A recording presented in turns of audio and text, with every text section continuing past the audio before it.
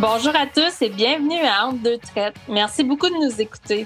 Je suis Sabrina Caron et je suis ici avec mon ami et collègue producteur laitier Jean-François Janel.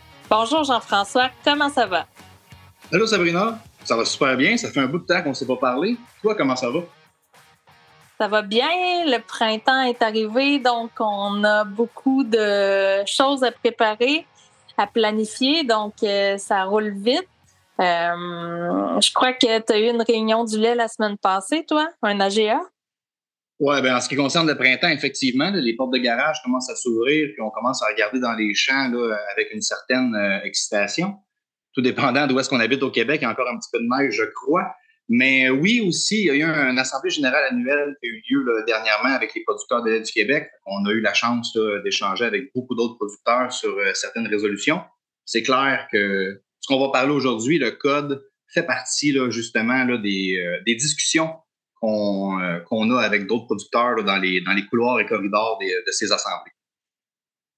Oui, c'est un sujet de discussion qui fait parfois monter la colère. D'autres fois, les gens disent « Ah oui, c'est correct, puis c'est correct les exigences. » Il y a plusieurs commentaires ou réactions au code. Effectivement, les réactions sont multiples, puis on entend beaucoup de commentaires, je pense, mais sur les réseaux sociaux. On dirait que les gens partagent beaucoup leur opinion, puis il y en a que, je pense qu'ils ont raison, d'autres ont peut-être tort, mais que tout le monde émet son opinion. Mais je pense que justement, aujourd'hui, avec l'épisode qu'on va enregistrer, ça va permettre de clarifier beaucoup de choses. Et justement, je ne sais pas si tu te rappelles, l'an dernier, on en a fait un épisode avec Mme Nash qui concernait la révision du code de pratique pour le soin et la manipulation des bovins laitiers. C'est un code là, qui devait être publié justement pour le 30 mars 2023. Oui, puis les producteurs avaient répondu, en tout cas les producteurs du Québec avaient répondu abondamment aux questions pour le code là, au niveau des commentaires qu'on pouvait envoyer. Donc, on avait eu une belle réponse. Je m'étais fait beaucoup parler de ce podcast, fait qu'aujourd'hui, on revient avec notre invitée qui est Clémence Nash, gestionnaire du volet bien-être et de proaction chez les producteurs laitiers du Canada.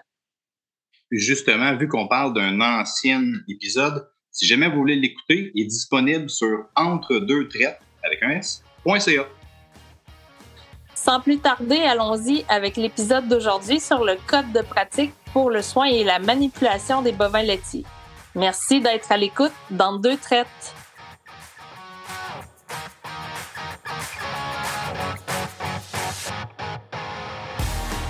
En janvier 2019, les producteurs laitiers du Canada ont lancé une révision en utilisant le processus d'élaboration du Code du Conseil national pour les soins aux animaux d'élevage. Comme je le disais, le processus est maintenant terminé et le nouveau code est disponible sur le site nfacc.ca. Pour répondre à toutes nos questions sur le nouveau code, notre invitée aujourd'hui est Clémence Nash, gestionnaire de projet chez les producteurs laitiers du Canada. Clémence, merci de revenir nous jaser de ça en Entre deux traites. Merci pour l'invitation. Allô Clémence, bien content que tu sois là. On a beaucoup de questions, j'espère que tu as beaucoup de réponses. Il y a beaucoup de matières, je crois, qu'on va pouvoir discuter, mais avant de rentrer dans le vif du sujet, peux-tu rappeler à nos auditeurs, c'est quoi le code de pratique pour le soin et la manipulation des bovins laitiers? Oui, bien sûr. Donc, le code de pratique comprend des exigences et des recommandations en matière de bien-être des animaux, basées sur la recherche, sur les sciences. Elles sont pratiques pour les producteurs et adaptées aux attentes de parties prenantes concernant la gestion responsable du bien-être. Donc, on sait qu'il y a plusieurs intérêts envers le bien-être par nos consommateurs, par nos vétérinaires, par nos producteurs, bien sûr. Donc, ils essayent de rassembler tout ça dans un code avec plusieurs pratiques. Presque tous les secteurs d'élevage au Canada disposent d'un code et les industries s'attendent que les exigences soient respectées par leurs producteurs. Puis, ça a été quoi le processus qui a mené à la publication du nouveau code? Ça a été long de mémoire. Peux-tu nous rappeler c'est quoi ce processus-là?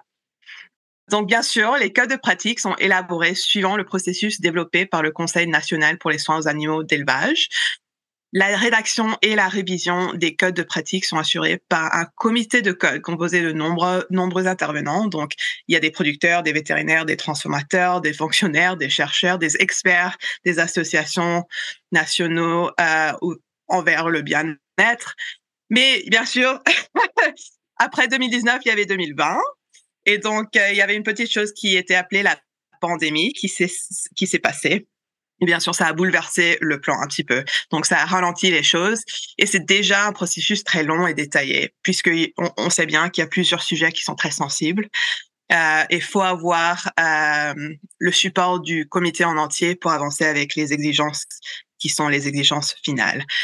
Donc, ça a pris du temps, mais le tout est basé sur la science. Et il y a aussi un comité scientifique qui supporte le processus en développant un rapport pour le comité de code qui résume la recherche faite sur chaque sujet de chaque exigence. Donc, c'est vraiment un processus long, détaillé, pour être sûr que à la fin, on a quelque chose qui peut durer longtemps. Entre la version qui a été travaillée, mais avant la consultation publique, puis la version après la consultation publique avec les commentaires de multiples personnes, est-ce qu'il y a des différences qui ont été apportées sur la version finale? Oui, il y a plus d'une cinquantaine d'exigences qui ont été proposées, qui ont été soit éliminées ou simplifiées. Donc, il y avait vraiment un impact important. Donc, les commentaires des producteurs soumis pendant la période de consultation ont vraiment eu un impact? Oui, et on est très reconnaissant des efforts par tout le monde pour qu'ils se soient fait entendus. Le comité de code a utilisé ce commentaire pour vraiment soit supporter une exigence, soit ajuster une exigence pour être sûr que ça restera pratique et possible pour les producteurs, mais que aussi on n'oublie pas les attentes d'autres parties prenantes comme les consommateurs qui ont des intérêts eux aussi. Et au bout de la journée, on est là pour produire de la nourriture et donc on veut que tout le monde soit content avec les résultats. Le code, lui, a été publié le 30 mars 2023, mais il n'est pas en vigueur tout de suite. C'est quand que les nouvelles exigences du code de pratique entrent-elles en vigueur? Puis, est-ce que ça arrive tout en même temps? Une question. Donc, ça, c'est intéressant. C'est pour la première fois, appuyé par les commentaires reçus pendant la période de commentaires, le code applique une période de transition de 12 mois. Donc, c'est le premier code où on a 12 mois à appliquer les nouvelles exigences. La plupart des exigences entrent en vigueur donc le 1er avril 2024, sauf celles qui ont des dates carrément dans l'exigence. Donc, un exemple de ça, c'est par exemple pour le groupage de veaux, cette exigence-là va venir en vigueur en 2031. Donc, ça donne beaucoup de temps pour permettre à la transition. OK, donc on a encore du temps pour s'adapter et se préparer. Mais il nous reste plus de temps avant notre pause présentement. Clémence Nash reste avec nous pour passer à travers des principaux changements au code des pratiques pour le soin et la manipulation des bovins laitiers. Restez là, on vous revient après la pause. Comme chef, je composte beaucoup. C'est ma façon de redonner à la terre. Salut Jeanne. Comment les producteurs laitiers prennent-ils soin de notre planète? À la ferme, on composte le fumier. Ça permet de réduire notre empreinte carbone. Le fumier enrichit aussi le sol, ce qui aide à faire pousser les récoltes. Ah, c'est comme le cercle de la vie. Oui, on travaille à bâtir un avenir durable. Moi, je suis partante. Et toi? Je suis partant. C'est ça, l'avenir laitier. Carboneutre d'ici 2050. Et nous sommes de retour avec Clémence Nash, gestionnaire de projet chez Producteurs laitiers du Canada. Clémence, quels sont les changements les plus importants dans ce code de pratique par rapport à la version de 2009? Je dirais qu'il y a 3 sujets qui amènent beaucoup de questions. Donc, les 3 sont le groupage de veaux dès 2031, la liberté de mouvement pour les vaches attachées dès 2027 ou dès 2024 pour les nouvelles constructions et le vélage en liberté dès 2029. Donc, ces sujets-là, il y a beaucoup de questions. C'est des changements qui auraient possiblement un impact sur certaines fermes et c'est là où c'est assez différent au code de 2009. est-ce que ça signifie que les étables à stabilisation entravées, je vais même le redire, les étables attachées, on ne peut plus en construire? Est-ce qu'on se doit se débarrasser de celles qui existent? Est-ce qu'elles devront fermer? Non, pas du tout. Je sais qu'il y a certaines publications qui disent que c'est la fin des stabulations attachées, entravées, mais c'est vraiment pas le cas. Il y a de nombreuses étables attachées qui ont trouvé des moyens efficaces à laisser sortir leurs vaches à certains stades de lactation, comme pendant la période de tarissement. Et certaines offrent même un accès régulier à un enclos intérieur ou extérieur.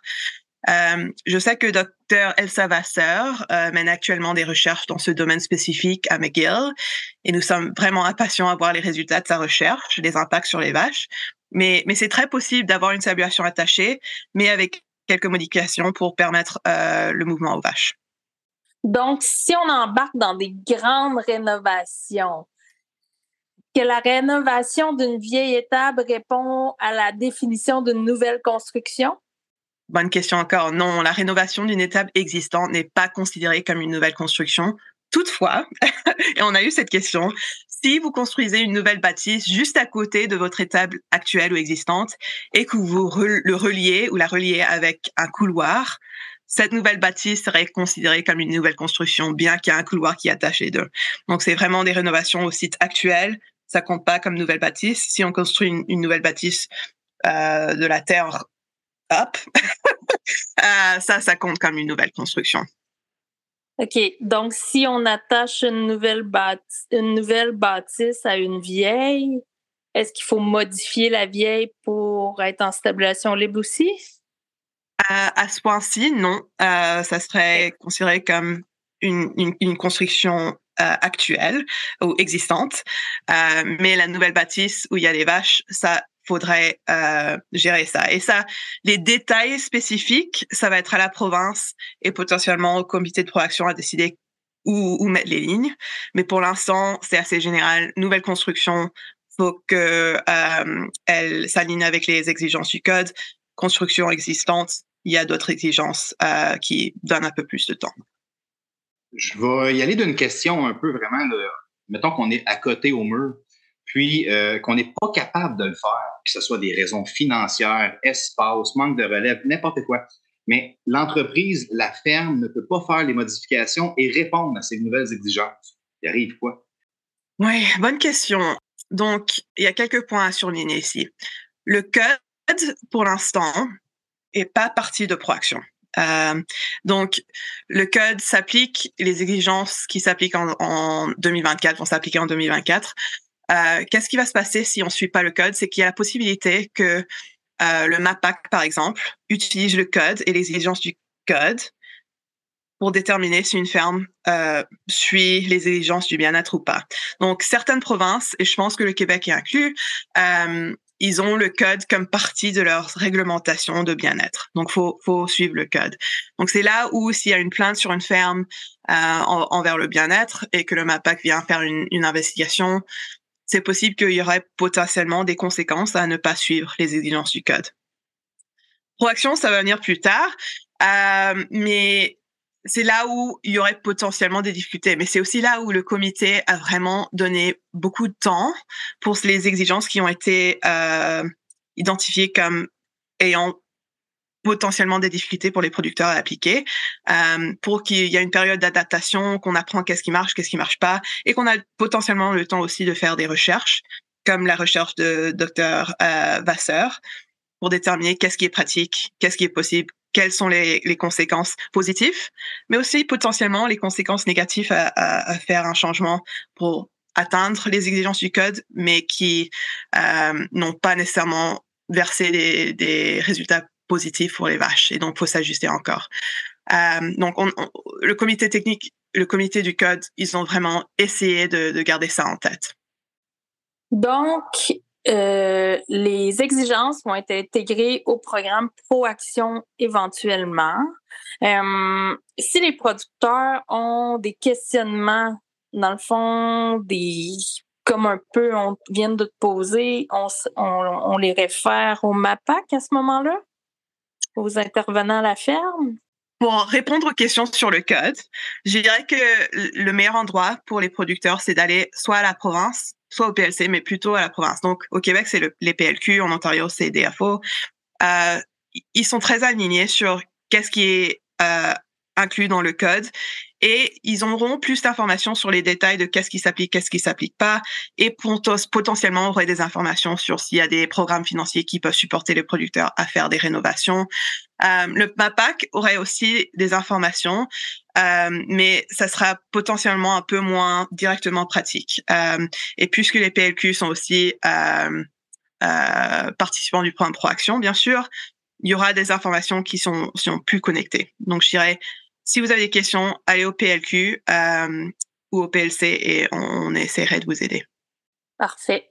Dans le code, il y a des exigences, mais il y a aussi des pratiques recommandées. Ça serait quoi la différence entre les deux? Oui, bonne question. Donc, les exigences, c'est obligatoire. Okay? Donc, il faut au minimum faire ça. Les recommandations sont des recommandations. Ça se peut, et dans le passé du code de 2009, il y a eu certaines recommandations du code qui ont été utilisées comme exigences dans le programme Proaction, par exemple, parce qu'on a déterminé au comité technique que ça valait la peine d'avoir ces pratiques appliquées. Ça se peut que ça arrive encore aussi avec le code de 2023. Mais pour l'instant, les exigences sont ce qui sont le minimum. Les recommandations, c'est si vous voulez vraiment aller au niveau aussi haut que possible pour le bien-être de vos vaches. Voici les recommandations qui sont idéales, qui sont plus ou moins supportées par la science. Donc, il y a certaines choses on pense que ça serait une bonne chose, mais il n'y avait pas assez de science ou de recherche à déterminer que c'était sûr, que c'était vraiment basé sur la science. Donc, le comité a décidé de les donner comme recommandations et pas nécessairement comme exigence à ce point-ci. Et dans le prochain code, ça se peut que ça changera basé sur les recherches qui ont été faites depuis. Le code, il couvre la totalité du pays. Donc, le Canada, c'est relativement très grand. Est-ce qu'il y a des applications au code différentes en fonction de la région, des traditions, la façon de faire, les cultures, ou c'est pareil pour tout le monde? Oui, bonne question. Donc, le code couvre tout le monde. Mais les exigences sont construites d'une façon à être non prescriptifs. Donc, ils essayent d'être assez général, permettant aux producteurs de trouver leur propre façon à les suivre. Donc, le comité a vraiment essayé de baser les exigences sur le résultat et non pas comment d'y aller. Pour les races de vaches, on sait qu'il y a des différences dans les formats, entre autres, là, si on compare la Holstein et la Jersey.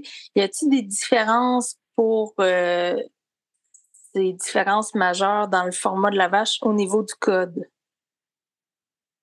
Oui, vous trouverez dans le code, il y a certaines sections qui sont surlignées avec des différences entre les races, surtout, par exemple, les vaches plus petites, les Jersey, etc. Un exemple de ça, c'est en matière d'espace dans les packs. Donc, elles ont besoin de moins d'espace qu'une vache Holstein, par exemple. Donc, ça, c'est détaillé dans le code. Vous pouvez trouver ces informations sur les détails de quel espace est nécessaire pour les petites races, par exemple, dans le code. Sur les médias sociaux, j'ai vu des commentaires revenir souvent, puis j'aurais aimé t'en parler, Clémence. Il y a vraiment des gens qui sont convaincus que leurs vaches attachées sont mieux, ils ont un meilleur bien-être que les vaches en stabulation libre. Là, je voulais savoir, est-ce qu'ils ont raison? Est-ce qu'ils n'ont pas raison? Comment ils devraient voir la chose? Parce qu'il y en a qui sont très, très fermés à l'idée de la stabulation libre parce qu'entre autres, il y a eu des histoires des histoires d'horreur, on pourrait dire, des étables mal construites ou des problèmes majeurs dans certaines étables. Mais ça peut arriver à attacher aussi. Et je voulais avoir comment il faudrait voir les choses en tant que producteur? Oui, bonne question. Donc, ça, c'est difficile. Donc, je dirais qu'il y a des plus et des moindres pour tout. En stabulation attachée, bien sûr, les vaches, elles ont accès à un espace tout le temps. Elles doivent pas se pousser pour un espace à se coucher. Elles ont de l'alimentation devant elles. Elles ont un abreuvoir à elles. Donc, il y a beaucoup moins de compétition. On peut être sûr que s'il y a une vache qui a besoin d'un peu plus de support, c'est plus facile à les traiter individuellement plutôt qu'en groupe. Il y a des avantages, c'est sûr. De l'autre côté, en stabulation libre, on sait que les vaches, avec l'exercice, elles ont la possibilité de choisir qu'est-ce qu'elles font, d'aller se coucher à côté de la voisine qu'elles préfèrent, d'avoir de l'exercice et pouvoir mieux marcher avec les ligaments et les muscles qui sont bien étirés. Donc, il y a des plus et des moins pour tout. Je dirais que un compromis entre les deux, c'est où le code voulait essayer de trouver. Donc, permettre aux vaches en stabulation attachées de garder les avantages, mais aussi de trouver une façon à trouver les avantages dans le système libre, qui est l'exercice, le mouvement, permettre au choix de temps en temps aux vaches. Et c'est là où ils se sont atterris. Et je pense que c'est un bon compromis. C'est pas parfait, pas tout le monde va être content, mais ils ont essayé de balancer les plus et les moins de chaque système, parce que les deux systèmes, ça peut marcher très bien, mais aussi, comme tu as dit, ça peut être un petit peu un désastre. Donc, on essaye de balancer les deux. D'accord. Et puis, les autres questionnements que j'ai lus là, des producteurs sur les médias sociaux, c'était sur la surpopulation des stabulations libres, entre autres à robot de traite. Les exigences ils ont comme, je sais pas comment dire, pas augmenté, mais ça prend une logette pour une vache en telle année, puis d'ici là, on a un échéancier pour s'y rendre. Il y a beaucoup de monde qui disent, ben voyons, c'est pas si grave. On connaît d'autres pays qui utilisent la surpopulation vraiment beaucoup, nos voisins pour pas les nommer. Est-ce que c'est si grave la surpopulation? Puis dans un système à robots, est-ce que ça aurait dû être plus malléable ou on veut vraiment une logette pour une vache ultimement? Oui, donc première chose que je vais dire, c'est qu'il faut faire attention à se comparer à d'autres systèmes ou à d'autres pays surtout, parce que chaque pays ont un système économique très différent au nôtre. Nous, on est très unique dans notre système et notre but, c'est vraiment souvent la longévité, etc., qui n'est pas nécessairement le cas dans d'autres pays. Et donc, un système ou une densité qui marche bien pour eux, les résultats de cette densité pourrait avoir des conséquences assez significatives chez nous au Canada si on doit remplacer des vaches très souvent, etc., etc. Donc, faut faire attention à ça. Mais en tant que densité en système robotisé, il y a beaucoup de questions parce que oui, les vaches sont pas tous au salon de traite au même temps, elles reviennent pas tous au même temps, elles veulent pas tout faire au même temps. Mais en fait, quand on regarde la recherche, et cette exigence a été basée sur la recherche, dans les systèmes libres et aussi dans les systèmes libres robotiques, je veux dire, on a vu que c'est quand même, les vaches sont quand même des animaux de troupeau. Donc, ils veulent quand même faire les mêmes choses à peu près au même temps. Donc, aller au mangeoir au même temps, aller se coucher au même temps, la journée, le soir, la lumière, tout ça a un effet au troupeau entier. Donc, il n'y a pas autant de différence qu'on pense si on applique la pensée que elles peuvent aller se faire traire n'importe quand, elles sont sur un horaire différent. C'est pas nécessairement le cas. Donc, c'est là où le comité a utilisé la science, les recherches, les recommandations des scientifiques pour déterminer est-ce que on peut faire plus de flexibilité pour les systèmes robotisés ou non. Et ils ont décidé, non, ça s'applique à tout le monde, basé sur la recherche. Dernière question pour toi, Clémence. Ce nouveau guide, lui, il rentre en vigueur vraiment d'ici 1 an, d'ici 12 mois. Mais le cycle de la nouvelle révision va revenir quand? C'est quand est-ce qu'on recommence le cycle de nouvelle révision? Ouais, bonne question. Donc, un nouveau code. Quand on vient de finir, on commence déjà au prochain. Donc, normalement, c'est chaque 10 ans que les codes sont révisés et il y a un petit contrôle au bout de 5 ans pour voir est-ce qu'il y a quelque chose qui marche vraiment pas bien ou est-ce qu'il y a quelque chose qui doit être ajusté. Mais normalement, chaque 10 ans. En ajoutant à ça, j'ai parlé un petit peu que ça va être potentiellement ajouté à Proaction. Donc, c'est là où le conseil des PLC, les comités techniques de Proaction et du volet bien-être, ils sont en train maintenant à travailler à déterminer comment appliquer les exigences dans le programme de Proaction. Donc, ça se peut que, c'est sûr que ça va pas être mot pour mot. Il y aura des ajustements. Il y a certaines exigences qui vont couvrir plusieurs exigences du code, par exemple. Mais éventuellement, il faudra déterminer comment ajouter ces nouvelles exigences au programme de proaction. Et il y aura beaucoup plus de détails sur qu'est-ce qui compte pas, par exemple dans les nouvelles constructions, parce qu'il y aura plein de façons que les gens vont vouloir s'ajuster. Donc, pour être sûr qu'on valide les fermes de façon égale partout et qu'on a des bons guides pour que les producteurs suivent et soient conformes au programme de proaction. Le premier groupe d'exigences qui vont être ajoutées au programme de proaction basé sur le nouveau code, on va pas les voir avant septembre 2025 au plus tôt. Donc, on a quand même du temps et ça va être bien informé aux producteurs. Donc, on va expliquer, démontrer quelles sont les nouvelles exigences, qu'est-ce qui doit être fait pour être sûr que tout le monde comprend comment ils vont être validés quand leur temps arrive pour leur nouvelle validation dès septembre 2025. Clémence Nash, merci d'avoir pris le temps d'être avec nous à Entre deux traites. Merci à vous, c'était super. Merci beaucoup, Clémence. On rappelle que le nouveau code de pratique est sur le site nfacc.ca si jamais vous voulez le consulter.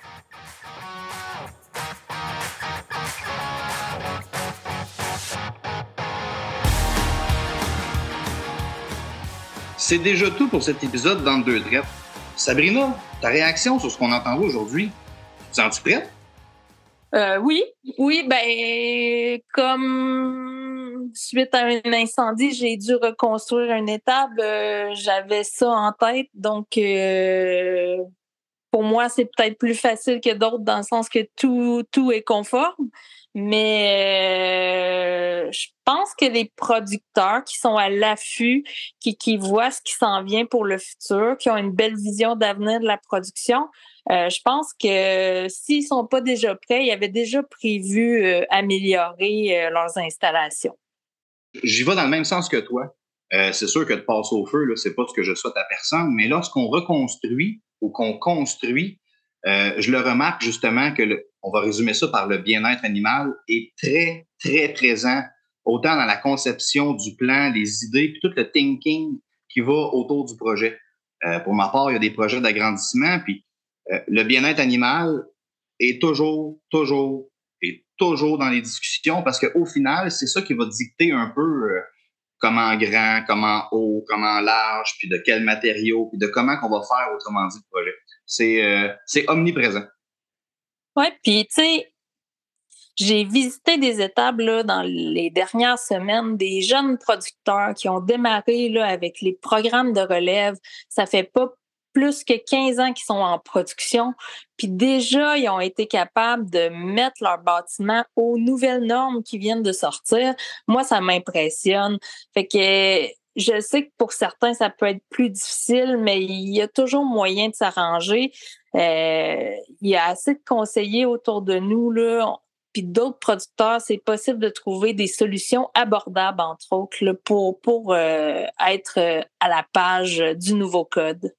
Non, tu as parfaitement raison. Je pense qu'un pas à la fois, là, puis avec tout le monde qui nous entoure, là, on est capable d'aller dans la direction voulue. Puis, pas la direction voulue juste par les consommateurs, mais je crois que la direction, elle est idéale pour les animaux, pour la production, puis pour l'efficience de toute notre industrie. Écoute, je veux quand même prendre quelques secondes pour remercier tout le monde d'avoir été à l'écoute aujourd'hui. N'hésitez pas à nous envoyer des questions, commentaires, suggestions en passant par notre page Facebook ou via notre compte Twitter. Et s'il vous plaît, n'oubliez pas de partager ce balado avec vos collègues et amis. Un gros merci à notre invité Clémence Nash. Merci à notre réalisateur Bruce Sargent et à notre producteur Carl Bélanger. À bientôt pour un autre épisode d'Entre deux traites.